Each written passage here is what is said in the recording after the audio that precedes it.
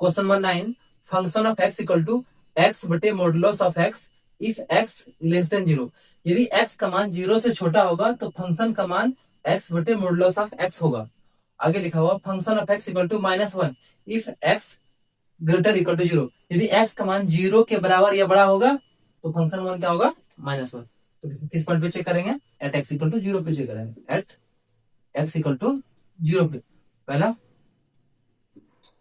यदि x का मान 0 होगा तो फंक्शन का मान क्या हो जाएगा, यदि x का मान 0 के बराबर होगा तो सेकंड कंडीशन में लिखा है यदि x का मान 0 से बड़ा होगा या बराबर तो फंक्शन मान क्या हो जाएगा, -1। तो फंक्शन मान क्या हो गया, -1। अब निकालते हैं हम लोग लेफ्ट हैंड लिमिट,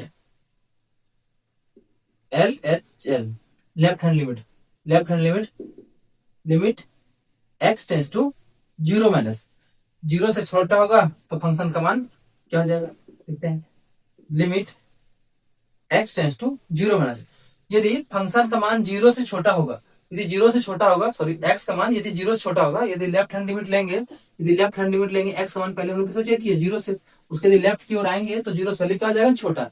यदि 0 से छोटा होगा फंक्शन मान क्या हो जाएगा, x बटे मॉडुलस ऑफ x। अब यहाँ मान रखते हैं, ये हो जाएगा लिमिट,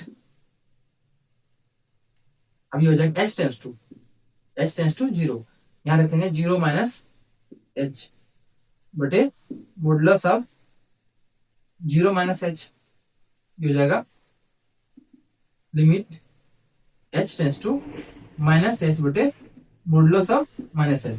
इसका मान हो जाएगा limit h tends to minus h बटे h, कटे कितना बचेगा, -1। ये हो जाएगा लिमिट h टेंस टू -1, इसका मान कितना आ जाएगा, -1।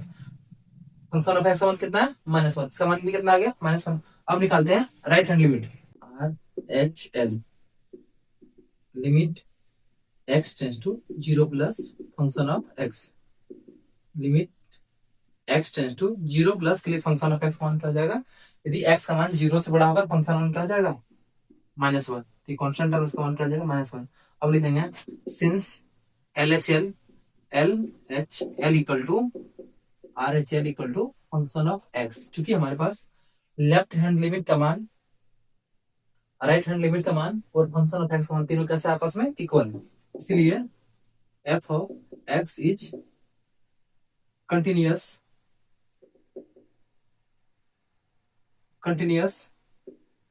Eight x equal to 0।